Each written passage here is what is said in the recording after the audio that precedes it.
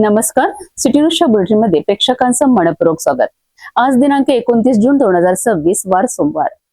बातमीची सुरुवात करूया सुविचार मालेनी. शिस्त, संयम आणि सातत्य हे 3 गुण अंगीकारले तर यश तुमच्यापासून फार काळ दूर राहू शकत नाही. आजचा सूचना आपण बघितलं. आता बघूया बातमीपत्रातील ठळक बातम्या.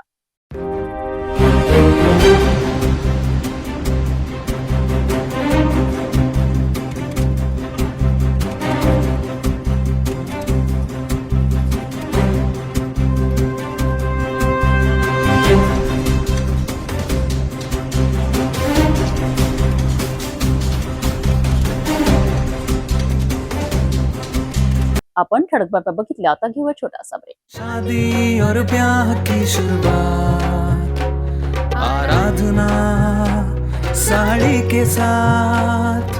आराधना wholesale shopping mall L2 Bijland complex, Nandgaon Peth, Amravati, Jawahar road, Amravati. Break नंतर बघूया सविस्तर बातम्या. अमरावती महानगरपालिकेच्या अतिक्रमण हटाव मोहिमेवर पुन्हा एकदा गंभीर प्रश्न उपस्थित झाले आहेत. सातुर्णा परिसरात झालेल्या कारवाई दरम्यान 2 मनपा ट्रक आणि संपूर्ण यंत्रणा घटनास्थळी उपस्थित असतानाही केवळ थोड्या प्रमाणात साहित्य जप्त करण्यात आल्याचा आरोप आहे. एवढेच नव्हे तर उर्वरित साहित्य तेथून हलवून नेण्याकरिता काही कर्मचाऱ्यांनी मदत केल्याचा आरोपही नागरिकांनी केला आहे. या संपूर्ण प्रकरणात वरिष्ठ अधिकाऱ्यांनी दिशाभूल करण्याकरिता अपूर्ण किंवा चुकीची कारवाई दाखवण्याचा प्रयत्न झाल्याचाही दावा केला जात आहे. नेमकं काय आहे प्रकरण पाहूया या विशेष अहवालामध्ये.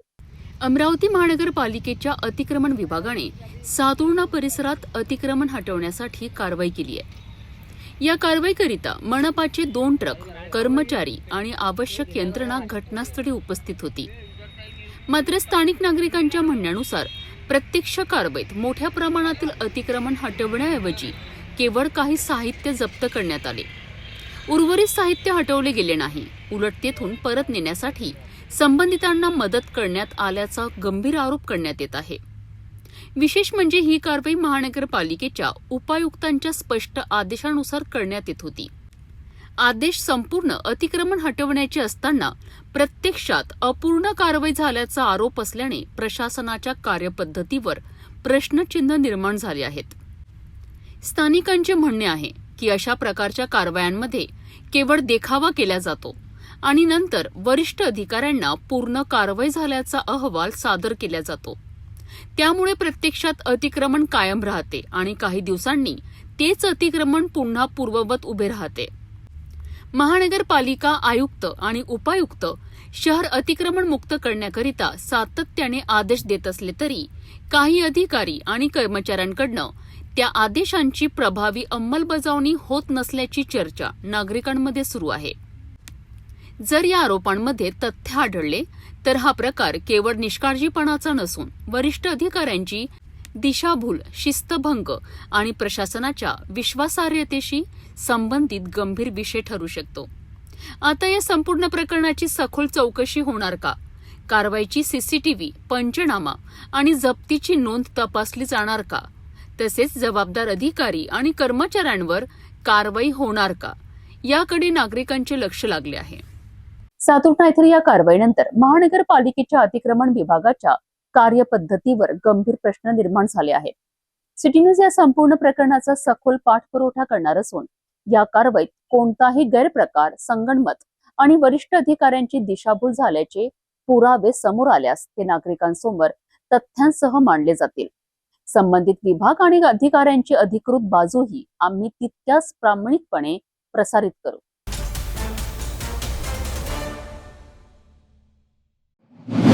सिटी न्यूजच्या विशेष फायर ऑडिट रिपोर्टचा मोठा इम्पॅक्ट समोर आला आहे. अमरावतीतील कोचिंग क्लासेसमध्ये अग्निसुरक्षेच्या गंभीर त्रुटी उघड करणारा सिटी न्यूजचा रिपोर्ट प्रसारित होताच मनपायुक्त वर्षा लड्डा यांनी तातडीने दखल घेत शहरातील कोचिंग क्लासेस संचालकांची महत्त्वपूर्ण बैठक बोलावली. विद्यार्थ्यांच्या सुरक्षेशी कोणतीही तडजोड केली जाणार नाही असा स्पष्ट इशारा देत आयुक्तांनी सर्व संस्थांना फायर ऑडिट, इमर्जन्सी एक्झिट, अग्निशामक यंत्रणा आणि सुरक्षा प्रशिक्षणाबाबत कडक निर्देश दिलेत. नियमांचे पालन न करणाऱ्या संस्थांवर कारवाईचा इशाराही देण्यात आला आहे. विद्यार्थ्यांच्या सुरक्षेसाठी महानगरपालिका आता ऍक्शन मोड मध्ये आली असून सिटी न्यूजच्या बातमीचा हा मोठा प्रभाव मानला जात आहे. सिटी न्यूजने शहरातील कोचिंग क्लासेसमधील फायर सेफ्टीच्या प्रश्नांवर विशेष रिपोर्ट प्रसारित केला होता. या रिपोर्टची गंभीर दखल घेत मनपा आयुक्त वर्षा लड्डा यांनी शहरातील सर्व प्रमुख कोचिंग क्लासेस संचालकांची बैठक घेतली. या बैठकीत विद्यार्थ्यांच्या सुरक्षिततेला सर्वोच्च प्राधान्य देण्याचे निर्देश देण्यात आले. प्रत्येक कोचिंग क्लासने फायर ऑडिट पूर्ण करणे, अग्निशामक यंत्रणा कार्यरत ठेवणे, इमर्जन्सी एक्झिट स्पष्ट ठेवणे आणि कर्मचाऱ्यांना अग्निसुरक्षा प्रशिक्षण देणे बंधनकारक असल्याचे सांगण्यात आले. अग्निशामक विभागाने फायर ऑडिटचे निकष स्पष्ट करत विद्युत सुरक्षा, पाण्याची उपलब्धता, बचाव व्यवस्था आणि सुरक्षा मानकांची माहिती दिली. नियमांचे पालन न करणाऱ्या संस्थांवर कायदेशीर कारवाई करण्यात येणार असल्याचा इशाराही देण्यात आलाय. यासोबतच कोचिंग क्लासेस आणि हॉस्पिटलकरिता एक समान SOP तयार करण्याचे निर्देशही आयुक्तांनी दिले आहेत. सिटी न्यूजने उपस्थित केलेल्या फायर सेफ्टीच्या मुद्द्याची प्रशासनाने गंभीर दखल घेत विद्यार्थ्यांच्या सुरक्षेसाठी मोठे पावले उचलले आहेत. आता कोचिंग क्लासेस प्रशासन कितपत नियमांचे पालन करते आणि फायर ऑडिट किती प्रभावीपणे पूर्ण होते याकडे सर्वांचे लक्ष लागले आहे.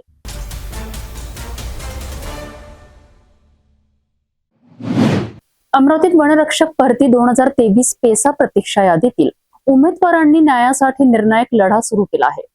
मुख्य वनसंरक्षक कार्यालयासमोर 23 जून पासून आमरण उपोषण सुरू असून समान नियम, समान अधिकार आणि समान न्यायाची मागणी आंदोलनकर्त्यांनी केली आहे. वनरक्षक भरती 2023 पेसा अंतर्गत अमरावती जिल्ह्यातील प्रतीक्षा यादीतील उमेदवारांनी मुख्य वनसंरक्षक कार्यालयासमोर आमरण उपोषण सुरू केले आहे.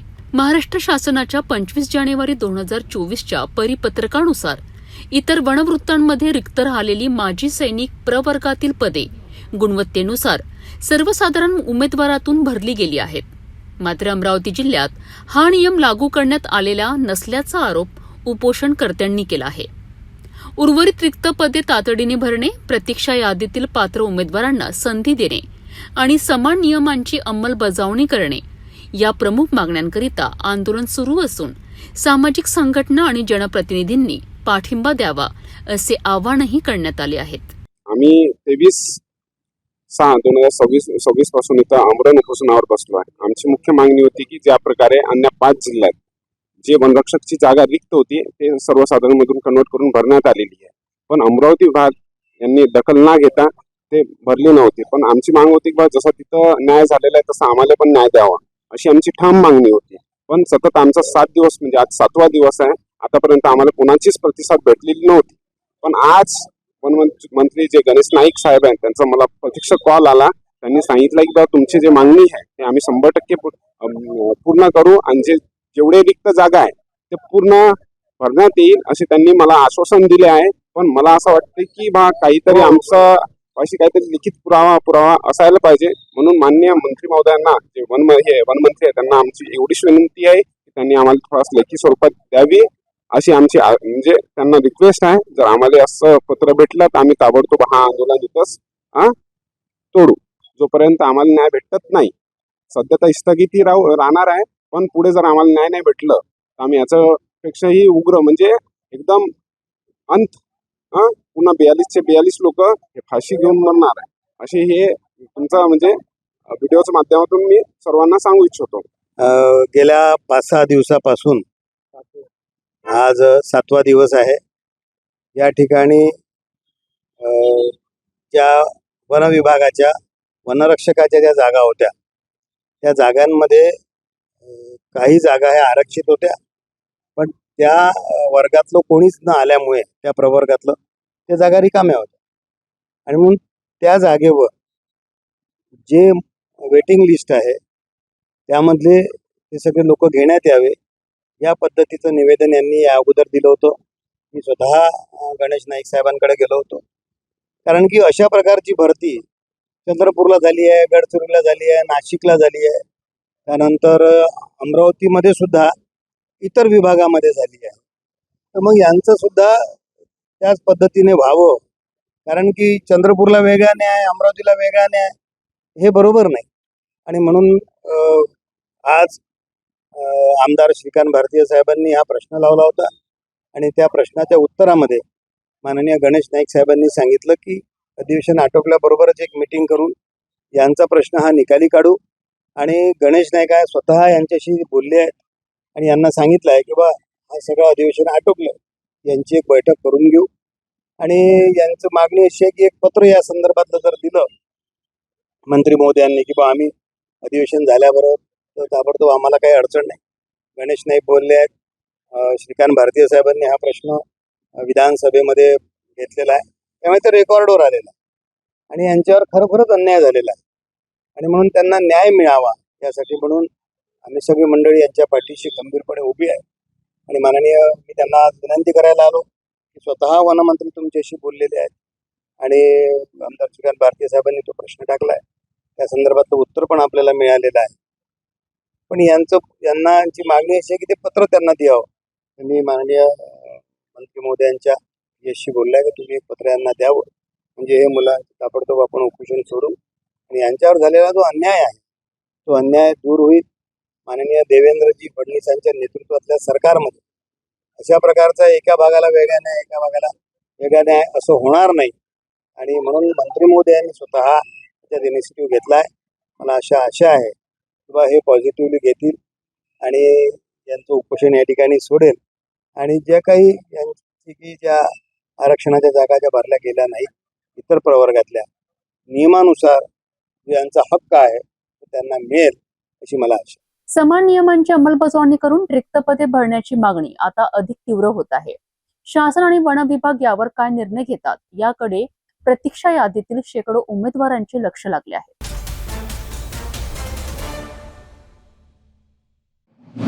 अमरावतीतील प्रतिष्ठित गुजराती एज्युकेशन सोसायटीच्या निवडणुकीत यंदा सदस्यांनी उत्स्फूर्त सहभाग नोंदवत मतदानाचा नवा विक्रम घडवला आहे. एकूण 390 मतदारांपैकी तब्बल 327 मतदारांनी मतदानाचा हक्क बजावलाय. या निवडणुकीत अध्यक्षपदी निलेश लाठिया तर उपाध्यक्षपदी डॉक्टर नितीन सेठ यांनी विजय मिळवत सोसायटीच्या नेतृत्वाची धुरा आपल्या खांद्यावर घेतली आहे. या निवडणुकीचे निकाल जाहीर होताच विजयी उमेदवारांच्या समर्थकांमध्ये जल्लोषाचे वातावरण पाहायला मिळाले. अमरावती शहरातील शिक्षण क्षेत्रात महत्त्वाचे स्थान असलेल्या गुजराती एज्युकेशन सोसायटीच्या निवडणुकीकडे सर्वांचे लक्ष लागले होते. रविवारी पार पडलेल्या या निवडणुकीत सदस्यांनी मोठ्या प्रमाणात सहभाग घेतला. संस्थेच्या एकूण 390 मतदारांपैकी 327 सदस्यांनी मतदानाचा हक्क बजावत लोकशाही प्रक्रियेवर विश्वास व्यक्त केलाय. मतदानानंतर लगेच मतमोजणी प्रक्रिया पार पडली आणि सायंकाळपर्यंत निकालही जाहीर करण्यात आले. अध्यक्षपदासाठी झालेल्या चुरशीच्या लढतीत निलेश लाठिया यांनी 171 मते मिळवत विजय संपादन केलाय. त्यांचे प्रतिस्पर्धी दिलीप पोपट यांना 143 मते मिळाली, तर तिसरे उमेदवार धीरेंद्र आडतिया यांना केवळ 9 मतांवर समाधान मानावे लागले. उपाध्यक्षपदाच्या निवडणुकीतही मोठी चुरस पाहायला मिळाली. डॉक्टर नितीन सेठ यांनी 170 मते मिळवत विजय मिळवलाय. त्यांचे प्रतिस्पर्धी ॲडव्होकेट संजय सांघाणे यांना 153 मते मिळाली, तर निवडणुकीत 27 मते अवैध ठरल्याची माहिती निवडणूक अधिकाऱ्यांनी दिली आहे. याशिवाय कार्यकारिणीच्या विविध पदांसाठी ही निवडणूक घेण्यात आली. यात राजेश पटेल, दिनेश सेठिया, भरत भायानी, चेतन लाठिया, तुषार श्राफ, जितू दोशी, मुकेश गगलाणी, किशोर कारिया, निलेश शाह, राजू देसाई, सीमेश श्राफ आणि अमृत पटेल यांची निवड करण्यात आली आहे. नवीन नेतृत्व निवडून आल्यानंतर संस्थेच्या शैक्षणिक आणि विकासात्मक उपक्रमांना अधिक गती मिळेल अशी अपेक्षा सदस्यांकडून व्यक्त केली जात आहे. गुजराती एज्युकेशन सोसायटीच्या निवडणुकीत सदस्यांनी मोठ्या प्रमाणात सहभाग नोंदवत लोकशाहीची ताकद पुन्हा एकदा दाखवून दिली आहे. आता नव्या नेतृत्वाकडनं संस्थेच्या प्रगतीसाठी कोणते निर्णय घेतले जातात याकडे सर्वांचे लक्ष लागले आहे.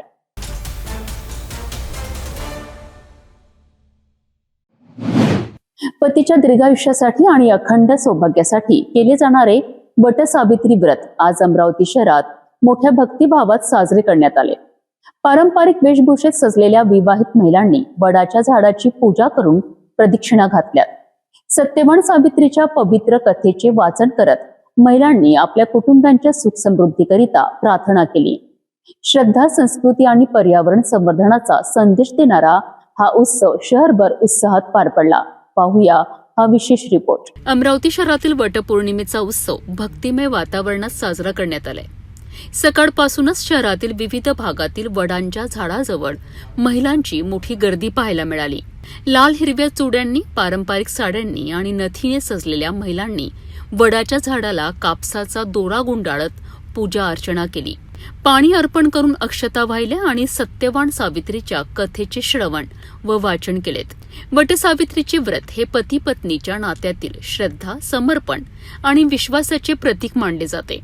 त्यामुळे अनेक ठिकाणी महिलांनी एकत्रित येत सामूहिक पूजा केली आणि परंपरा जपण्याचा संकल्प केलाय. यावर्षी काही महिलांनी पर्यावरण संवर्धनाचा संदेश देत कुंडीत लावलेल्या वडाच्या रोपाची पूजा केली. वृक्षतोडीला विरोध आणि वृक्ष संवर्धनाचा संदेश देणारा हा उपक्रम विशेष आकर्षण ठरलाय. यावेळी महिलांनी सिटी न्यूजशी संवाद साधत वटपौर्णिमेचे धार्मिक आणि कौटुंबिक महत्त्व सांगितलेत. नमस्कार. आज वटपौर्णिमा. आज खूप शुभ दिवस असतो आणि हा महिलांसाठी खूप महत्त्वाचा दिवस मानला जातो. या दिवशी महिला शृंगार केले जातात आणि वडाची पूजा केली जाते. 7 फेऱ्या घेतल्या जातात. तर हे का केलं जातं? कारण सावित्रीने सुद्धा यमाकडून आपल्या नवऱ्याचे जे आहे 3 दिवस तपश्चर्या करून त्यांना मिळवलेलं होतं. त्या कारणाने हे पदोपदी म्हणजे वर्षानुवर्ष वटसावित्री पूजली जाते. कारण या वटसावित्रीमध्ये असं मानलं जातं की जन्मोजन्मी आपल्याला हाच नवरा मिळू देत आणि आपल्या नवऱ्याला शुभ आयुष्य मिळू देत, दीर्घायू मिळू देत, म्हणून वडाची पूजा केली जाते. माझं नाव आहे तेजश्री धीरज मुधोळकर आणि ह्या निमित्ताने एक वटपौर्णिमा निमित्ताने एक उखाणा घेऊ इच्छिते. वटवृक्षाच्या झाडाखाली जसं स्वामी समर्थांची सावली असते, तसंच धीरजरावांना जन्म देणारी ती धन्य ती माऊली आहे. आज वटसावित्री पौर्णिमा. आपल्या पुराणानुसार आज सत्यवानाचे गेलेले प्राण त्याच्या बायकोनी सावित्रीने वडाच्या झाडाखाली वापस आणले होते यमाकडून, अशी आख्यायिका आहे. परंतु वडाच्या झाडाचं महत्त्व असं आहे की हा आपल्याला काय करतो, ऑक्सिजन देतो. या दिवसामध्ये वातावरण खराब असल्यामुळे ऑक्सिजनची खूप आवश्यकता शरीराला असते आणि त्याच्यामुळे आपण काय करतो, आधुनिक जगामध्ये या सर्व गोष्टीला अनुसरून पूजा तर करतो, परंतु त्याचं आपल्याला सायंटिफिक मूल्य असं प्राप्त होते की या झाडामुळे इथे आल्यानंतर एक वेगळीच एनर्जी आपल्याला प्राप्त होते. त्याच्यामुळे माझी बायांना अशी विनंती आहे की जुन्या जरी गोष्टीला रूढी परंपरा मानत नसले तरी सायंटिफिक अंदाज घेऊन तुम्ही या वडाची पूजा करायला या. म्हणजे तुम्हाला आणि तुमच्या नवऱ्याला दोघांना पण आरोग्यही लाभेल आणि आपली जी परंपरा आहे, आपण जे हिंदुत्व जपतो, ते सर्व काय होईल आपल्या नवीन पिढीला आपल्याकडून दानामध्ये मिळेल. अश्विनी विनोद लोलुरे आहे. मी इथे वडाची पूजा करायसाठी आली. जसे सावित्रीने सत्यवानासाठी प्राण वाचवले होते, तसे मी पण माझ्या नवऱ्यांसाठी त्यांच्या रक्षासाठी त्यांचं जीवन आयुष्य लांब हो त्यासाठी मी इथे वडाची पूजा करायसाठी आली. माझं नाव ऋषाली विके आहे आणि मी वडाची पूजा करायला आली आहे. कारण की आज सावित्रीने सत्यवानासाठी यमराजांची हे केली होती, लढाई केली होती, सत्यवानाचे प्राण वापस आणले होते. म्हणून सर्वजण वडाची पूजा करतात. कारण की त्यांची पण नवऱ्यांची जी वय आहे ते पुष्कळ लांब झाली पाहिजे. त्यामुळे मी विशाल वानखडे, माळीपुरा, कोल्हापूर इथे दिसून आहे. आज सगळ्यांना माहिती आहे काय आहे, वटपौर्णिमेचा दिवस आहे आणि आज वटसावित्रीची पूजा आपण करतो. वटसावित्री कशासाठी साजरी केली जाते हे सगळ्यांनाच माहिती आहे. कारण आजच्या दिवशी सावित्रीने आपल्या सत्यवानाचे प्राण यमापासून वाचून आणले होते. त्यासाठी हा दिवस आज खास मानला जात आहे. श्रद्धा, संस्कृती आणि कौटुंबिक मूल्यांची जपणूक करणारा वटपौर्णिमेचा हा उत्सव अमरावतीत उत्साहात आणि भक्तिभावात साजरा झाला. परंपरेसोबतच पर्यावरण संवर्धनाचा संदेश देणाऱ्या महिलांच्या या उपक्रमाने समाजासोबत एक सकारात्मक आदर्श निर्माण केला आहे.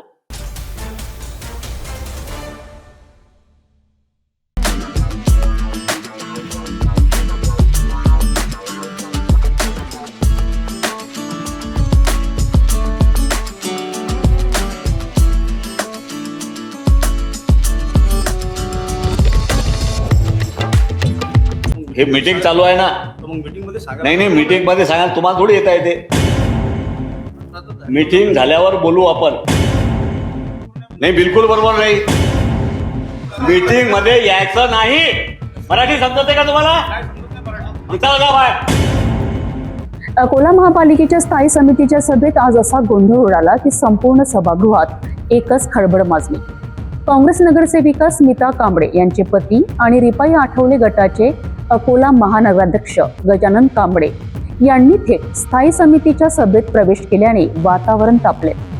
12 लाखांच्या कामासंदर्भात ते सभागृहात पोहोचल्याचे सांगितले जात आहेत. मात्र विना परवानगी प्रवेश केल्याचा मुद्दा उपस्थित करत स्थायी समिती सभापती विजय अग्रवाल यांनी त्यांना तात्काळ बाहेर जाण्याचे आदेश दिले. परंतु गजानन कांबळे यांनी सभागृह सोडण्यास नकार दिल्याने दोघांमध्ये जोरदार शाब्दिक चकमक रंगली. हे मीटिंग चालू आहे ना. नाही नाही, मीटिंग मध्ये सांगा, तुम्हाला थोडी येता येते. तुम्हाला नाही येता येत ना मीटिंग मध्ये. नाही नाही, मीटिंग मध्ये, मीटिंग झाल्यावर बोलू आपण. मीटिंग झाल्यावर बोलू आपण. मीटिंग झाल्यावर बोलू आपण.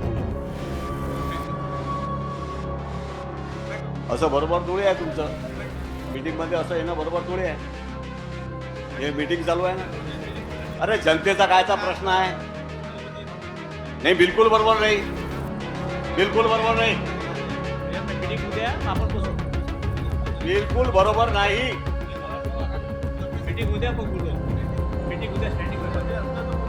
मीटिंग मध्ये यायचं नाही. मराठी समजते का तुम्हाला? तू काय करतो तू?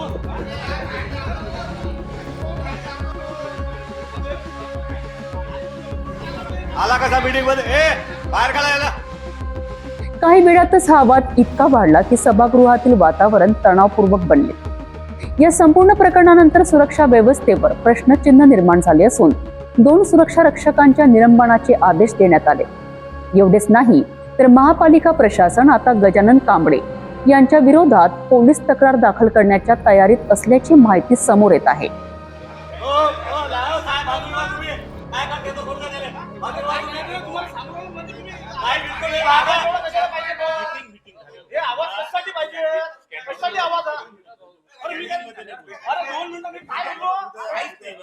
आला कसे मीटिंग मध्ये?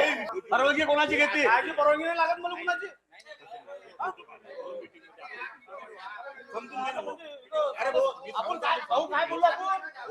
दलित वस्तीचा निधीच्या संदर्भात बोललो.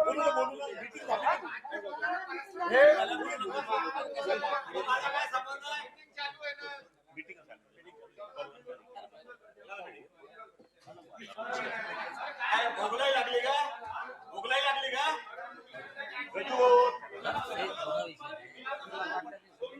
मला माहिती माहितीची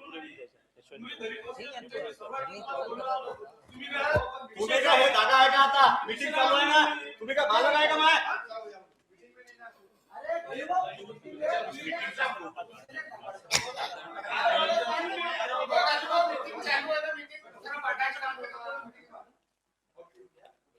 आणि तुम्ही काय करता रे? झोपा घेता का? कोणी येते मीटिंग मध्ये आतमध्ये?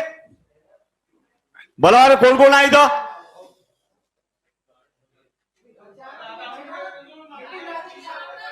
या कोण कोण आहे सिक्युरिटी मध्ये? कोण आहे सिक्युरिटी मध्ये? काय मोगलाई लग गई क्या? मीटिंग चालू आहे, तो आपला भाषण देऊन राहिला. ते बोलाव सिक्युरिटी वाले कोण आहेत? कोण कोण होतो तुम्ही ड्युटीवर? काय नाव तुझं? हा, तुमचं? तुम्ही काय करत होते? कसे आले ते अंदर? हा, यांना सस्पेंड करा. यांना कामावर काढून टाका. आणि ते काय नगरसेवक आहे का? आणि तुम्ही कशाला कपडे घातले? ते कशाला ड्युटी करता?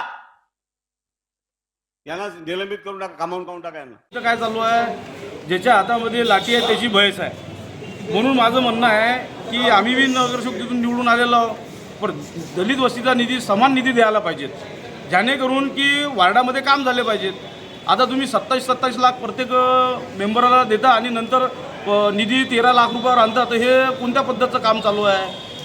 आणि त्याच्यातलाही 5.5 लाख रुपये निधी ह्या इतर कामासाठी खर्च करण्याची त्यांची मानसिकता चालू आहे. तर दलित वस्तीचा निधी हा दलित वस्तीमध्येच खर्च व्हायला पाहिजे, इतर कामामध्ये खर्च झाला नाही पाहिजे. अगर तुम्हाला दुसरं कोणतं काम घ्यायचं असेल तर पर्सनल तुम्ही ठराव घ्या तुमच्या स्टँडिंगमध्ये आणि तो निधी दुसऱ्या ठिकाणी यूज करा.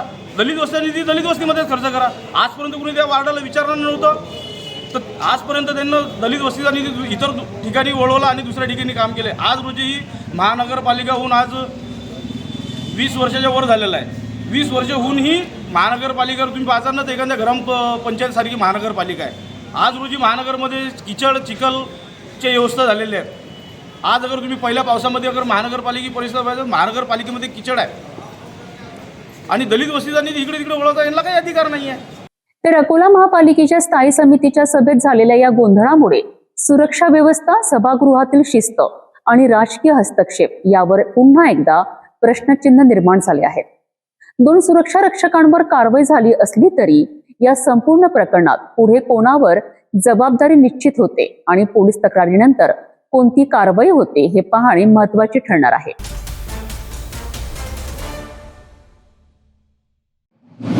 काही दिवसांपूर्वी जरीपटका परिसरातील मोबाईल दुकान फोडून लाखो रुपयांचे मोबाईल चोरी करणाऱ्या चोरट्यांचा अखेर पोलिसांनी पर्दाफाश केला आहे. गुप्त माहितीच्या आधारे कारवाई करत मुख्य आरोपीला अटक करण्यात आली असून त्यांच्याकडून चोरीतील मोठा मुद्देमाल जप्त करण्यात आलाय. या कारवाईत एका अल्पवयीन साथीदारालाही ताब्यात घेण्यात आले. नागपूरच्या जरीपटका पोलीस ठाण्याच्या हद्दीतील मोबाईल दुकान फोडून चोरी झालेल्या प्रकरणाचा पोलिसांनी यशस्वी उलगडा केला आहे. या प्रकरणात दुकानातून सुमारे 25 मोबाईल फोन चोरीला गेले होते. गुन्ह्याचा तपास सुरू असताना पोलिसांना गुप्त माहिती मिळाली की आरोपी लकडगंज परिसरात फिरत आहे. त्यानुसार पोलिसांनी सापळा रचून संशयिताला ताब्यात घेतले. चौकशीत त्याने आपले नाव गणेश तांडे असल्याचे सांगत गुन्ह्याची कबुली दिली. आरोपीच्या चौकशीत त्याचा साथीदार शुभम कावरे याचाही सहभाग समोर आला. यातील एक साथीदार अल्पवयीन असल्याचेही तपासात निष्पन्न झालेत. पोलिसांनी आरोपींकडनं चोरीतील सुमारे 4,08,000 रुपयांचे 25 मोबाईल फोन तसेच चोरीसाठी वापरण्यात आलेली एक दुचाकी जप्त केली आहे. या कारवाईमुळे जरीपटका परिसरातील मोबाईल चोरीच्या मोठ्या गुन्ह्याचा उलगडा करण्यात पोलिसांना यश आले आहे. पोलिसांकडून आरोपींची अधिक चौकशी सुरू असून या टोळीने आणखी कुठे चोरी केली आहे का याचा तपास केला जात आहे. जे कडबी चौक आहे तिथे मोबाईल शॉपिंग आहे, दुकान आहे.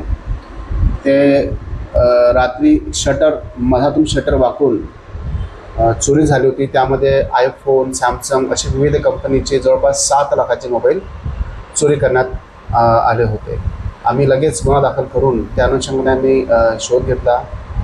जे दुकानामध्ये आतले CCTV लागले होते त्याच्या अनुषंगाने आरोपीची आम्ही ओळख करून आरोपीचा आम्ही शोध घेतला व लगेच 24 तासात आम्ही आरोपीला ताब्यात घेऊन त्याच्याकडनं जवळपास मोबाईल जे आहे आम्ही त्या जप्त केलेले आहेत. त्यामधला अजून एक आरोपी आहे, तो अजून पकडणे बाकी आहे.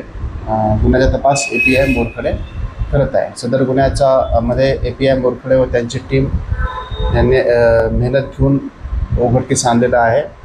माननीय पोलीस आयुक्त साहेब, joint CP sir, region madam, DCP sir व ACP सर यांच्या मार्गदर्शनाखाली सदर गुन्ह्याचा तपास आम्ही उघडकीस आणला व पुढील तपास करीत आहोत. वेगवान तपास आणि गुप्त माहितीच्या आधारे जरीपटका पोलिसांनी अल्पावधीतच या चोरीचा छडा लावला आहे. या आरोपींकडनं आणखी गुन्ह्यांची उकल होते का याकडे आता सर्वांचे लक्ष लागले आहे.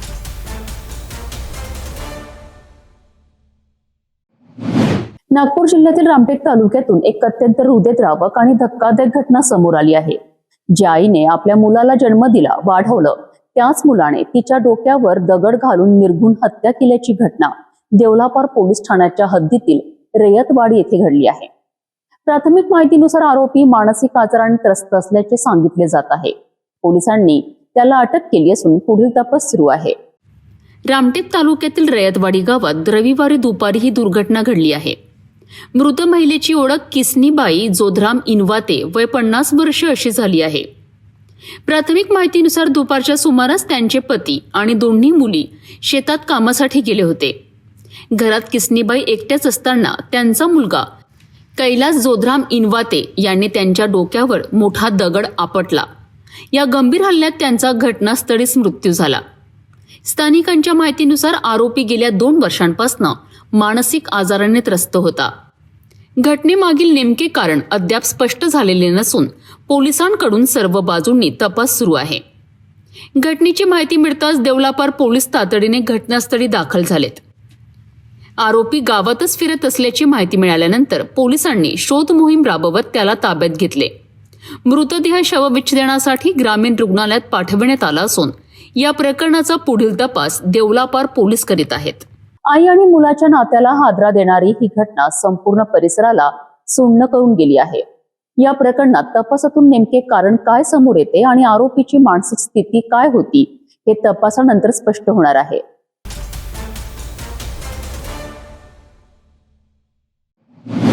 नागपूर शहरात एक धक्कादायक आणि खळबळजनक प्रकार उघडकीस आला आहे. एका महिलेला खोट्या अंमली पदार्थांच्या गुन्ह्यात अडकवण्याचा कट रचल्याचे समोर आले असून गुन्हे शाखा युनिट क्रमांक 2च्या सतर्क तपासामुळे हा संपूर्ण प्रकार उघड झाला आहे. महिलेच्या दुचाकीमध्ये MD ड्रग्ज सापडल्याने सुरुवातीला संशय निर्माण झाला होता. मात्र सीसीटीव्ही फुटेजची तपासणी केल्यानंतर आरोपीनेच महिलेच्या वाहनात MD ड्रग्जच्या पुड्या ठेवून पोलिसांना खोटी माहिती दिल्याचे निष्पन्न झाले आहे. या प्रकरणात पोलिसांनी आरोपीला अटक करून मोठा मुद्देमाल जप्त केला आहे. नागपूर शहरातील वाडी पोलीस ठाणे हद्दीतील साहिल कॉम्प्लेक्स परिसरात गुन्हे शाखा युनिट क्रमांक 2ला गुप्त माहिती मिळाली होती. या माहितीच्या आधारे पोलिसांनी छापा टाकला असता एका महिलेच्या दुचाकी वाहनाच्या फूट रेस्ट खाली MD ड्रग्जच्या पुड्या आढळून आल्यात. मात्र संबंधित महिलेने पोलिसांसमोर आक्षेप नोंदवत आपण निर्दोष असल्याचा दावा केलाय. त्यानंतर पोलिसांनी घटनास्थळावरील सीसीटीव्ही फुटेजची तपासणी केली. या तपासादरम्यान धक्कादायक सत्य समोर आलेत. सीसीटीव्ही फुटेजमध्ये महिला आपली दुचाकी उभी करून निघून गेल्यानंतर गोपाल झोडगे नावाचा इसम वाहनाजवळ येऊन फुटर रेस्ट खाली MD ड्रग्जच्या पुड्या ठेवताना दिसून आला. तसेच त्यानेच पोलिसांना खोटी माहिती देऊन महिलेला अंमली पदार्थांच्या गुन्ह्यात अडकविण्याचा प्रयत्न केल्याचे स्पष्ट झालेत. पोलिसांनी तात्काळ कारवाई करत गोपाल झोडगे वय 37 वर्ष राहणार माळगी नगर नागपूर याला ताब्यात घेतले. आरोपीकडून 8.9 ग्रॅम MD पावडर, एक मोबाईल फोन आणि एक मोपेड दुचाकी असा एकूण 85,000 रुपयांचा मुद्देमाल जप्त करण्यात आलाय. 2 पंचांच्या उपस्थितीत आणि फॉरेन्सिक पथकाच्या मदतीने MD ड्रग्ज जप्त करण्यात आले असून आरोपी विरुद्ध NDPS कायद्यासह विविध कलमान्वये गुन्हा दाखल करण्यात आलाय. तर पुढील तपास वाडी पोलीस करीत आहेत. एका निष्पाप महिलेला खोट्या गुन्ह्यात अडकवण्याचा प्रयत्न करणाऱ्या आरोपीचा गुन्हे शाखेने पर्दाफाश केला आहे. सीसीटीव्ही फुटेज आणि तांत्रिक तपासाच्या आधारे सत्य बाहेर आले आणि मोठा कट उघड झालाय. अंमली पदार्थांसारख्या गंभीर गुन्ह्यांमध्ये कोणालाही खोटे अडकवण्याचा प्रयत्न किती धोकादायक ठरू शकतो याचे हे जिवंत उदाहरण आहे. या प्रकरणातील पुढील तपासाकडे आता सर्वांचे लक्ष लागले आहे.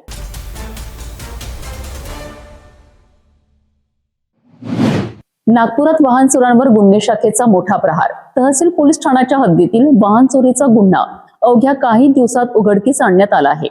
गुन्हे शाखेच्या युनिट क्रमांक 3ने आरोपीला ताब्यात घेत चोरीस गेलेली ऍक्टिव्हा जप्त केली असून गुंजन उर्फ चिंटू विश्वजित खुमणे वय 28 वर्ष राहणार गांजाखेत ज्योतिनगर खदान याला ताब्यात घेण्यात आले.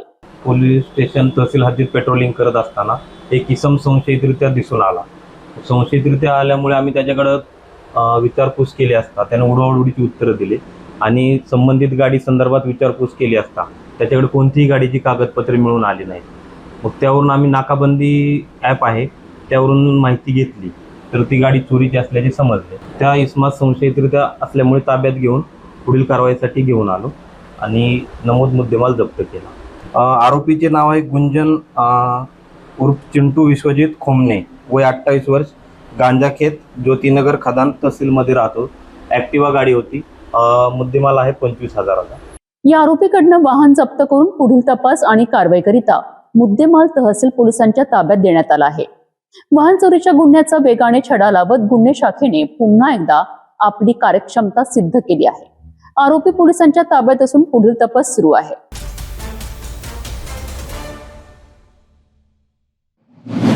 नागपुरात गुन्हेगारीवर पोलिसांचा पुन्हा एकदा जबरदस्त प्रहार पाहायला मिळालाय. गुन्हे शाखेच्या युनिट 3ने कोतवाली पोलीस ठाण्याच्या हद्दीत हद्दपार करण्यात आलेल्या एका सराईत इसमाला धारदार चाकूसह ताब्यात घेत मोठी कारवाई केली आहे.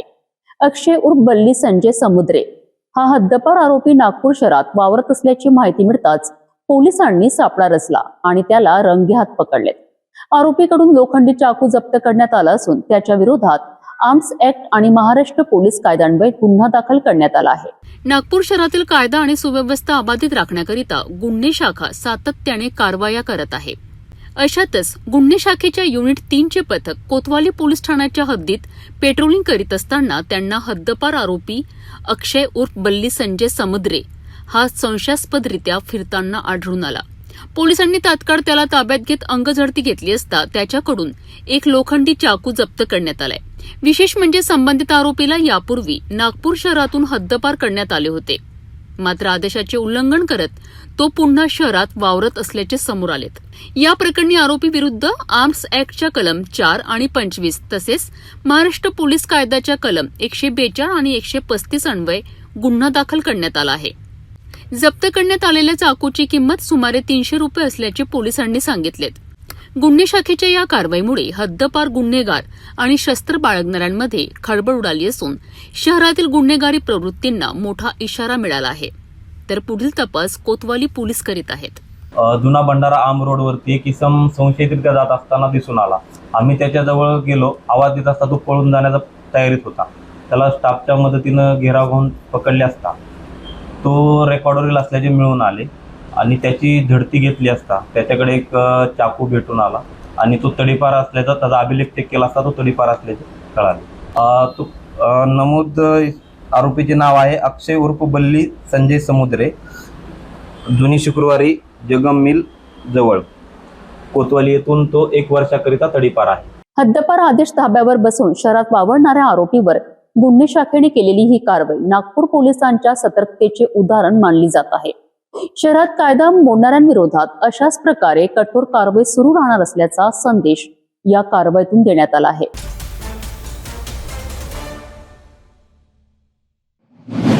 नागपूर जिल्ह्यात गोवंश जनावरांच्या अवैध वाहतुकीविरोधात अरोली पोलिसांनी मोठी धडक कारवाई केली आहे. कोंढामेडी परिसरात सापळा रचून पोलिसांनी एका ट्रकमधून तब्बल 35 गोवंश जनावरांची सुटका केली आहे. जनावरांना अमानुष पद्धतीने कोंबून वाहतूक केली जात असल्याचे उघडकीस आले असून या प्रकरणी एका आरोपीला अटक करण्यात आली आहे. या कारवाईत 10,50,000 रुपयांचा मुद्देमाल जप्त करण्यात आला आहे. बघूया सविस्तर रिपोर्ट. नागपूर जिल्ह्यातील अरोली पोलिसांना गोवंश जनावरांची अवैध वाहतूक होत असल्याची गुप्त माहिती मिळाली होती. माहितीच्या आधारे पोलिसांनी कोंढामेडी शिवार परिसरात सापळा रचला. यावेळी संशयास्पदरित्या जाणारा आयशर कंपनीचा ट्रक उडवून त्याची तपासणी करण्यात आली. तपासणी दरम्यान ट्रकमध्ये 35 गोवंश जनावरे अत्यंत अमानुष पद्धतीने कोंबून नेली जात असल्याचे समोर आलेत. जनावरांच्या शिंगांना आणि पायांना दोऱ्यांनी बांधण्यात आले होते. तसेच चारा आणि पाण्याची कोणतीही व्यवस्था न करता त्यांना अत्यंत कमी जागेत कोंबून वाहतूक केली जात असल्याचे पोलिसांच्या निदर्शनास आलेत. या कारवाई दरम्यान ट्रक चालक सय्यद फिरोज सय्यद अमीर वय 47 वर्ष राहणार नागपूर याला ताब्यात घेतले. पोलिसांनी सुमारे 7 लाख रुपयांचा ट्रक आणि 3,50,000 रुपयांची गोवंश जनावरे असा एकूण 10,50,000 रुपयांचा मुद्देमाल जप्त केलाय.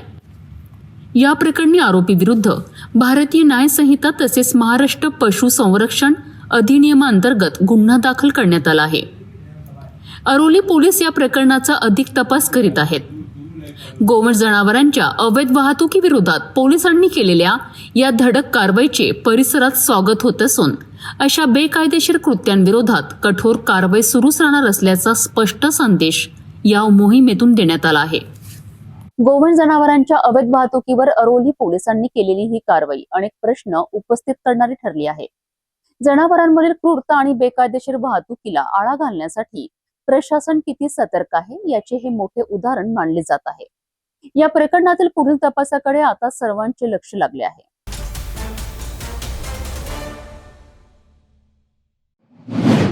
नागपूरमध्ये दहशतीचं साम्राज्य निर्माण करणाऱ्या कुख्यात टिट्या गँगला पोलिसांनी मोठा झटका दिला आहे.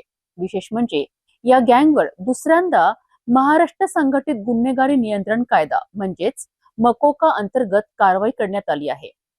कपिलनगर परिसरात झालेल्या मारहाण आणि जीवघेण्या हल्ल्यानंतर पोलिसांनी ही कठोर कारवाई केली आहे. नेमकं काय आहे संपूर्ण प्रकरण पाहूया या रिपोर्टमधनं. जय हिंद. पोलीस स्टेशन कपिलनगर येथील अपराध क्रमांक 394/2026 कलम 109 74, 115, 352, 189, 190, 191 सोबत 332, 296 BNS सहकलम 135 महाराष्ट्र पोलीस कायद्यान्वये दिनांक 1 जून 2026 गुन्हा घडला होता. यातील जो फिर्यादी आहे, या फिर्यादीला यातील जे नमूद आरोपी आहे, नमूद आरोपींनी त्याला जीवानीशी ठार मारण्याच्या उद्देशाने त्याच्यावर हमला केला होता. आणि यातील जे आरोपी आहेत यांचं नाव आहे, हे टोळी प्रमुख आम्ही केलं आहे, त्या टोळी प्रमुखचं नाव आहे आशुतोष उर्फ टिट्ट्या धीरज उके, रजत सुनील पाटील, समीश उर्फ लकी संजू मेश्राम, गौरव उर्फ संजय बाबा घरडे आणि 5वा आहे निशांत उर्फ हनी सुकेश पाल. हे 5ही रेकॉर्डवरील आरोपी आहेत. त्यामध्ये जो आशुतोष उर्फ टिट्ट्या आहे हा आमचा हिस्ट्री शीटर आहे. या सर्वांनी त्याला दिवाणीची ठार मारण्याच्या उद्देशाने 307 गुन्हा केला होता. त्यानंतर आम्ही लगेच त्यांना अटक करून मान्य कोर्टासमक्ष हजर करून PCR घेतले आहे. सध्या ते मान्य न्यायालयाच्या आदेशाने न्यायालयाने कोठडीत आहे. यातील जे आरोपी आहेत यांचा उद्देश हा होता की यामध्ये पूर्ण परिसरात दहशत पसरविणे, तसेच विविध यांच्यावर सर्व गुन्हे आहेत आणि यांचे कॉमन गुन्हे पण आहेत. एकंदरीत मकोकाची पूर्ण जी क्रायटेरिया आहे यामध्ये यांचं हे पूर्ण बसलेले आहेत. त्यामुळे आम्ही माननीय नॉर्थ रिजन मॅडम यांच्याकडे प्रस्ताव माननीय DCP sir doctor Sandeep Pakale sir यांच्या मार्फतीने हे प्रस्ताव पाठवण्यात आला होता. मान्य DCP doctor Sandeep Pakale sir यांचं शिफारस पुढे झाल्यानंतर मान्य रिजन मॅडम यांनी मान्यता दिली आहे. त्यावरून आम्ही परवा दिवशी आम्ही यामध्ये मोक्याची कलमवाढ केलेली आहे. पुढील तपास माननीय ACP खेडकर साहेब कामठी विभाग हे पुढील तपास करत आहेत. एकंदरीत यामध्ये मोका लावल्याने संपूर्ण जे परिसर आहे हे समाधान व्यक्त करत आहेत की हे जे कुख्यात गुन्हेगार आहेत यांना मोका लावलेला आणि पूर्ण परिसरामध्ये यांची दहशत पण होती. एकंदरीत असं निदर्शनास आलेलं आहे आणि त्यामध्ये मोक्याचे चौकटीत पण हे सर्व आरोपी बसलेले आहेत. त्यामुळे मोका यांना इनिशिएट आम्ही केलं आहे. कठोर कारवाईचा इशारा देत नागपूर पोलिसांनी संघटित गुन्हेगारीला कोणतीही माफी नसल्याचा स्पष्ट संदेश दिला आहे. नागपूरमध्ये वाढत्या संघटित गुन्हेगारी विरोधात पोलिसांनी पुन्हा एकदा कठोर भूमिका घेत कुख्यात टिट्या गँगवर मकोकाचा फास आवळला आहे. दुसऱ्यांदा झालेली ही कारवाई टोळीच्या सदस्यांकरिता मोठा धक्का मानली जात आहे. आता पुढील तपासात आणखी कोणते धक्कादायक खुलासे समोर येतात याकडे सर्वांचे लक्ष लागले आहे.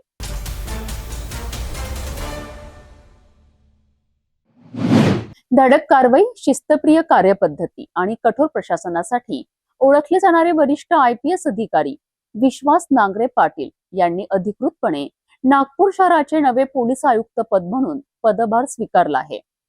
नागपुरात आगमन होताच पोलीस अधिकारी आणि कर्मचाऱ्यांनी त्यांचे उत्साहात स्वागत केले. नव्या पोलीस आयुक्तांच्या नियुक्तीमुळे नागपूरच्या कायदा आणि सुव्यवस्थेबाबत नागरिकांच्या अपेक्षा अधिक वाढल्या आहेत. वरिष्ठ IPS अधिकारी विश्वास नांगरे पाटील यांनी नागपूर शहराचे पोलीस आयुक्त म्हणून अधिकृतपणे कार्यभार स्वीकारलाय. नागपुरात दाखल होताच पोलीस जिमखाना परिसरात अधिकारी आणि कर्मचाऱ्यांनी पुष्पगुच्छ देऊन त्यांचे स्वागत केलेत. या स्वागताचा व्हिडिओ सोशल मीडियावरही मोठ्या प्रमाणात व्हायरल होत आहे. कार्यभार स्वीकारल्यानंतर त्यांनी मुख्यमंत्री देवेंद्र फडणवीस यांचे आभार मानत नागपूरसारख्या महत्त्वाच्या शहरात काम करण्याची संधी मिळाल्याबद्दल समाधान व्यक्त केलेत. नागपूर ही राज्याची उपराजधानी आणि देशाची टायगर कॅपिटल म्हणून ओळखली जाते. त्यामुळे शहरातील कायदा आणि सुव्यवस्था अधिक मजबूत ठेवणे ही मोठी जबाबदारी असल्याचे त्यांनी स्पष्ट केलेत. मुख्यमंत्र्यांनी दाखवलेल्या विश्वासाला न्याय देण्याकरिता पूर्ण प्रामाणिकपणे आणि जबाबदारीने काम करणार असल्याचेही त्यांनी सांगितलेत.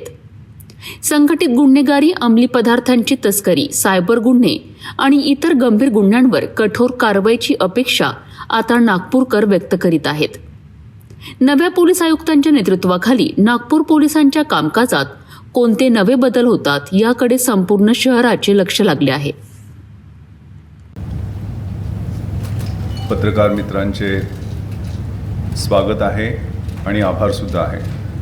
मी आज अतिशय महत्त्वाच्या मध्य भारतातील नागपूर शहराचा पोलीस आयुक्त म्हणून कार्यभार स्वीकारलेला आहे. या ऑरेंज सिटी किंवा टायगर कॅपिटल मध्ये मी पहिल्यांदाच काम करत आहे. निश्चितपणे खूप मोठी जबाबदारी आहे. माननीय मुख्यमंत्री महोदयांनी जो विश्वास या ठिकाणी काम करण्याच्या अनुषंगाने माझ्यावरती टाकलेला आहे, त्यांच्या आणि DGP महाराष्ट्र यांच्या ज्या अपेक्षा आहेत, कोर पोलिसिंग कशा पद्धतीनं झालं पाहिजे, कायदा आणि सुव्यवस्था कशी राहिली पाहिजे, गुन्ह्याचं प्रतिबंध आणि नियंत्रण कशा पद्धतीनं असलं पाहिजे, कन्व्हिक्शन रेट कसा वाढला पाहिजे, महिला, लहान मुलं, weaker sections of the society, युवक यांच्या प्रश्नांना कसं प्राधान्य दिलं पाहिजे, हे प्रकर्षानं आणि प्राथम्यानं पाहिलं जाईल. माननीय DGP सरांनी दिशा नावाचं एक प्रेझेंटेशन ऑनरेबल CM सरांना दिलेलं होतं आणि तेच प्रेझेंटेशन त्यांनी प्रत्येक युनिटमध्ये सर्वांना दाखवलेलं आहे. आणि त्या अनुषंगानं एक बर्थ चार्ट, एक टाईमलाईन ठरवून जनसामान्यांच्या सेवेसाठी पोलिसांनी कसं काम केलं पाहिजे या अनुषंगाने तो ब्लूप्रिंट दिलेला आहे. पण निश्चित अतिशय संयतपणे, जबाबदारीनं, प्रोफेशनल आणि कोअर पोलिसिंगला समोर ठेवून आणि सगळ्यात महत्त्वाचं नागरिकांच्या सहभागानं, प्रत्येक पोलीस हा गणवेशासह नागरिक आहे आणि प्रत्येक नागरिक हा गणवेशरहित पोलीस आहे. लोकांना बरोबर घेऊन काम करण्याचा आमचा सगळ्यांचा टीम म्हणून प्रयत्न राहील. स्मार्ट पोलिसिंगचं उद्दिष्ट ऑनरेबल PM सरांनी पूर्ण देशभरामध्ये दिलेलं आहे आणि स्मार्टचं फुल फॉर्म त्यांनी जो दिलेला आहे, स्ट्रिक्ट आणि sensitive, S, M modern and mobile, A alert and attentive, R responsible and responsive आणि T trained and techno savvy या अनुषंगानं काही उद्दिष्ट दिलेली आहेत. ती हळूहळू वास्तवात उतरण्यासाठी सगळं पोलीस दल काम करत आहे. सगळ्यात महत्त्वाचं, आमच्या खांद्यावर जे IPS लिहिलेलं आहे, ब्रिटिश काळात फक्त IP सर्व्हिस होती आणि स्वातंत्र्यानंतर आपण IPS मध्ये त्याचं पण परिवर्तन झालं. त्यातलं S स्टँड्स फॉर सर्व्हिस. त्यामुळे सर्वसामान्य लोकांची सेवा करणं, घाबरायचं असेल तर फक्त गुन्हेगारांनीच पोलिसांना घाबरावं. बाकी सर्वसामान्यांच्यासाठी आम्ही अहोरात्र तत्पर आणि कार्यरत पूर्वीही होतो आणि आत्ताही आणि यापुढेही राहू. नागपूरच्या सुरक्षेची धुरा आता विश्वास नांगरे पाटील यांच्या खांद्यावर आली आहे. त्यांच्या नेतृत्वाखाली शहरातील गुन्हेगारींवर किती प्रभावी नियंत्रण मिळते आणि पोलीस दल अधिक सक्षम कसे बनते हे येत्या काळात स्पष्ट होणार आहे.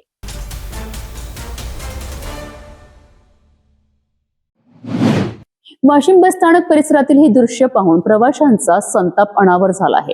मुसळधार पावसामुळे बसस्थानक परिसरात अक्षरशः चिखलाच्या दलदलीत बदलला असून रोज हजारो प्रवाशांना याचा फटका बसत आहे. खड्ड्यांमध्ये साचलेले पाणी, सर्वत्र पसरलेला चिखल आणि प्रशासनाची उदासीनता यामुळे प्रवाशांचे हाल होत आहेत. नेमकी काय आहे बसस्थानकाची परिस्थिती पाहूया या विशेष रिपोर्टमधनं. वाशिम शहरात सुरू असलेल्या पावसामुळे बसस्थानक परिसराची मोठी दुरावस्था झाली आहे. परिसरातील अनेक ठिकाणी मोठे खड्डे पडले असून त्यामध्ये पावसाचे पाणी साचले आहेत. त्यामुळे संपूर्ण परिसर चिखलमय बनला आहे. दररोज हजारो प्रवासी या बसस्थानकातून प्रवास करतात. मात्र बसमध्ये चढताना आणि उतरताना प्रवाशांचे पाय चिखलात माखत असून त्यांना मोठा त्रास सहन करावा लागत आहे. विशेषतः ज्येष्ठ नागरिक, महिला आणि लहान मुलांकरिता ही परिस्थिती अधिकच धोकादायक ठरत आहे. चिखलामुळे घसरण्याचा धोका वाढला असून परिसरात घाण आणि अस्वच्छतेचे साम्राज्य पसरले आहे. प्रवाशांच्या आरोग्याचाही प्रश्न निर्माण झाला असून बसस्थानक प्रशासनाने तातडीने दखल घेऊन परिसराची दुरुस्ती व स्वच्छता करावी अशी मागणी प्रवाशांकडून केली जात आहे. वाशिम बस स्थानक परिसरातील चिखल आणि खड्ड्यांमुळे प्रवाशांचे हाल होत असताना प्रशासन नेमकी कोणती उपाययोजना करणार याकडे आता सर्वांचे लक्ष लागले आहे. प्रवाशांना दिलासा मिळणार की समस्या आणखी वाढणार हे पाहणे महत्त्वाचे ठरणार आहे.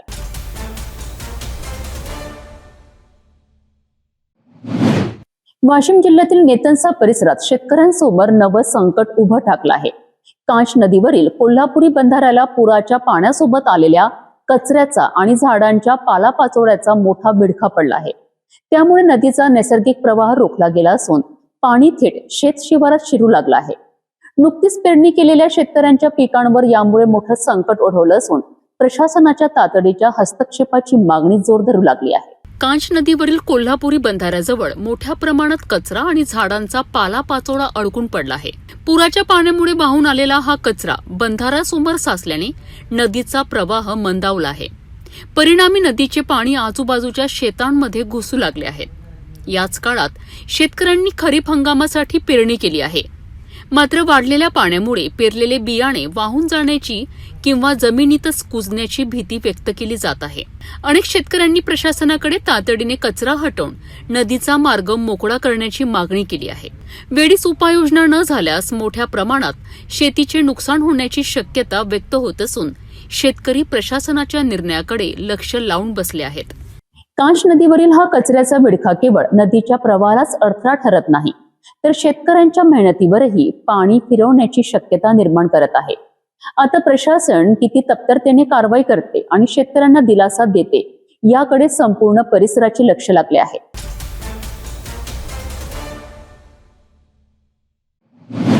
वर्धा जिल्ह्यातील कारंजा घाडगे तालुक्यातील आजनादेवी शिवारात शेतकऱ्यांवर मोठे संकट ओढवले आहे. पुलाचे काम सुरू असताना कंत्राटदाराच्या कथित ढिसाळ नियोजनामुळे नाल्याच्या पुराच्या पाण्याने अनेक शेतजमिनींचे मोठ्या प्रमाणात नुकसान झाल्याचा आरोप शेतकऱ्यांनी केला आहे. सुपीक जमीन खरडून निघाली असून शेतात दगड आणि मातीचा खच साचल्याने शेती अयोग्य बनण्याची भीती व्यक्त केली जात आहे. लागवड केलेल्या पिकांनाही मोठा फटका बसला आहे. नेमके काय आहे हे प्रकरण पाहूया या विशेष वृत्तात. कारंजा घाडगे तालुक्यातील आजनादेवी परिसरात पुलाच्या बांधकामाचे काम सुरू आहे. मात्र या कामादरम्यान योग्य नियोजन न केल्याचा आरोप स्थानिक शेतकऱ्यांनी केला आहे. शेतकऱ्यांच्या म्हणण्यानुसार पुलाच्या कामामुळे नाल्याच्या पाण्याचा नैसर्गिक प्रवाह बदलला आणि अलीकडील पावसात आलेल्या पुराच्या पाण्याने थेट शेतामध्ये घुसून मोठे नुकसान झाले. पुराच्या वेगवान प्रवाहामुळे अनेक एकर शेती जमीन खरडून निघाली. काही ठिकाणी सुपीक माती वाहून गेली तर अनेक शेतांमध्ये मोठमोठे दगड आणि मातीचा खच साचल्याने शेती करणे कठीण झाले आहेत. या वर्षीच्या हंगामासाठी लागवड केलेली पिके देखील या पुराच्या तडाख्यात सापडली. त्यामुळे आधीच आर्थिक अडचणीत असलेल्या शेतकऱ्यांपुढे नव्या संकटाचे सावट निर्माण झाले आहेत. नुकसानग्रस्त शेतकऱ्यांनी प्रशासनाकडे तातडीने पंचनामे करण्याची मागणी केली आहे. तसेच झालेल्या नुकसानीची संपूर्ण भरपाई मिळावी अशी मागणीही जोर धरू लागली आहे.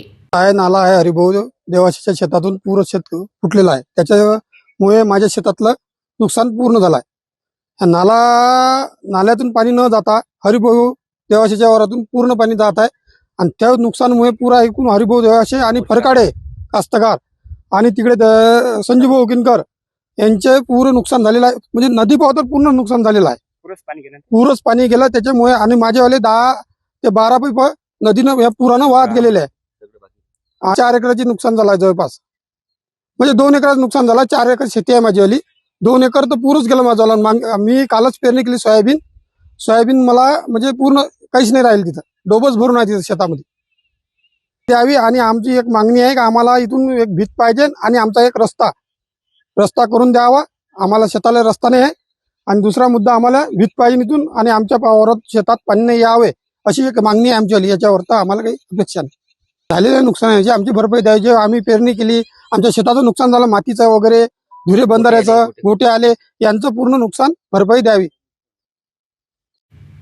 याशिवाय नाल्याजवळील संरक्षण भिंत पूर्ववत उभारण्यात यावी आणि शेतकऱ्यांचा शेतात जाण्याचा मार्ग तातडीने तयार करून घ्यावा अशी मागणी शेतकऱ्यांनी प्रशासनाकडे केली आहे. स्थानिक शेतकरी आता प्रशासन आणि संबंधित विभागाच्या निर्णयाकडे डोळे लावून बसले आहेत. नुकसानग्रस्त शेतकऱ्यांना न्याय मिळणार का आणि जबाबदारांवर कारवाई होणार का याकडे संपूर्ण परिसराचे लक्ष लागले आहे. हा जो पूल आहे तो इथे नसताना त्यांनी एक जास्तचा जो एक ढोला आहे तो माझ्या इथे एकदम शेतामध्ये टाकलेला आहे, जो की त्या साईडला हवा होता. तर जे पाणी तिकडून येणार होतं ते सगळं पाणी इकडून येताना माझ्या पुऱ्या शेतात तुम्ही बघू शकता की पुरे शेत पाण्याने भरून गेले आहे. ठीक आहे.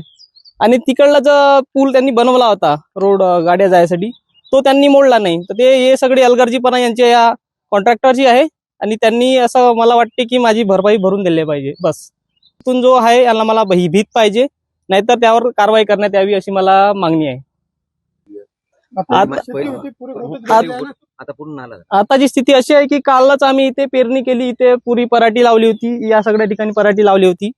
तर काल रात्रीच्या सुमारे 7 वाजता जोरदार पाऊस आल्यामुळे इथे जे भीत होती ते भीत त्यांनी पहिलेच मोडली होती. तर आता तिथे काही भीत नसल्यामुळे तिथून येणारं सर्व पाणी माझ्या शेतात आलेलं आहे. आणि तुम्ही बघू शकता की आता हे सर्व गोटे आहे, हे नाल्याचे सर्व गोटे माझ्या शेतात आले आहे. तर याच्यासाठी आता मला असं वाटते की शासनाकडून काहीतरी मदत असल्या पाहिजे. आणि बस ते सगळं करून त्या कॉन्ट्रॅक्टरनी मला फक्त माझीवाली भीत टाकून देणे आणि यात झालेलं नुकसान मला भरून देणे, बस एवढीच मागणी आहे. आजनादेवी शिवारातील शेतकऱ्यांचे नुकसान भरून काढण्याकरिता प्रशासनाने तातडीने पंचनामे करून मदत जाहीर करावी अशी मागणी आता जोर धरत आहे. कंत्राटदाराच्या निष्काळजीपणामुळे हे नुकसान झाले असल्याचा आरोप शेतकरी करत असताना यावर संबंधित विभाग काय भूमिका घेतो हे पाहणे महत्त्वाचे ठरणार आहे.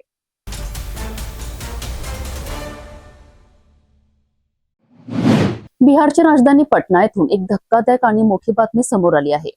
पटना सिटीमधील दिरारगंज परिसरातील डालडा वनस्पती तेलाच्या विशाल गोदामाला लागलेल्या भीषण आगीने संपूर्ण परिसर हादरून गेला आहे. लाखो किलो डालडा आणि खाद्यतेल आगीत भस्मसात झाले असून कोट्यवधी रुपयांचे नुकसान झाल्याचा अंदाज व्यक्त केला जात आहे. तब्बल 20 अग्निशमक गाड्या गेल्या अनेक तासांपासून आग आटोक्यात आणण्याकरिता झुंज देत आहेत. पाहूया हा सविस्तर रिपोर्ट. पटना सिटीच्या दिरारगंज पोलीस ठाण्याच्या हद्दीतील महुली रोड परिसरात असलेल्या डालडा वनस्पती तेलाच्या मोठ्या गोदामात रविवारी मध्यरात्री भीषण आग लागली. आग लागल्यानंतर काही क्षणातच ज्वाळांनी संपूर्ण गोदामाला वेढा घातला आणि परिसरात घबराहटीचे वातावरण निर्माण झाले. स्थानिक नागरिकांनी तातडीने पोलीस आणि अग्निशमक विभागाला माहिती दिली. घटनेची माहिती मिळताच पटना शहरातील सर्व अग्निशमक केंद्रांना सतर्क करण्यात आले. आग विझवण्याकरिता जवळपास 20 फायर ब्रिगेडच्या गाड्या घटनास्थळी दाखल झाल्यात. मात्र गोदामात मोठ्या प्रमाणावर साठवलेले खाद्यतेल आणि डालडा असल्याने आग अधिकच भडकली. तेलाच्या आगीमुळे बचाव कार्याला मोठे आव्हान निर्माण झालेत. आगीची तीव्रता इतकी प्रचंड होती की अग्निशमक वाहनांना आत पोहोचवण्याकरिता बुलडोझरच्या मदतीने स्वतंत्र मार्ग तयार करावा लागला. प्राथमिक माहितीनुसार सुमारे 50 लाख किलोहून अधिक डालडा आणि खाद्यतेल जळून खाक झाले असून या दुर्घटनेत कोट्यवधी रुपयांचे नुकसान झाल्याचा अंदाज व्यक्त केला जात आहे. अग्निशमक विभागाचे अधिकारी ज्ञानानंद सिंह यांनी सांगितले की तेलाच्या आगीवर नियंत्रण मिळवणे अत्यंत कठीण असते. त्यामुळे पाण्यासोबतच विशेष फोम कंपाऊंडचा वापर करण्यात येत आहे. सलग 9 तासांपेक्षा अधिक काळ सुरू असलेल्या या बचाव मोहिमेनंतर आग काही प्रमाणात नियंत्रणात आली असली तरी पूर्णपणे विझवण्यासाठी अजून प्रयत्न सुरू आहेत. दरम्यान प्राथमिक तपासात शॉर्ट सर्किटमुळे आग लागल्याची शक्यता व्यक्त करण्यात आली आहे. मात्र आग पूर्णपणे विझवल्यानंतरच या दुर्घटनेचे नेमके कारण स्पष्ट होणार आहे.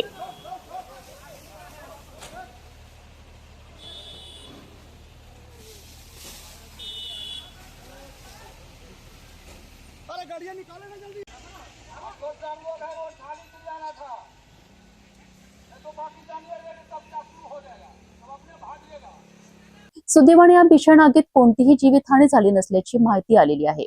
मात्र लाखो किलो डालडा आणि खाद्यतेल जळून खाक झाल्याने उद्योग क्षेत्राला मोठा आर्थिक फटका बसला आहे. आग पूर्णपणे आटोक्यात आल्यानंतरच या दुर्घटनेचे खरे कारण समोर येणार आहे. जाता जाता पुन्हा एकदा आजच्या ठळक बातम्या.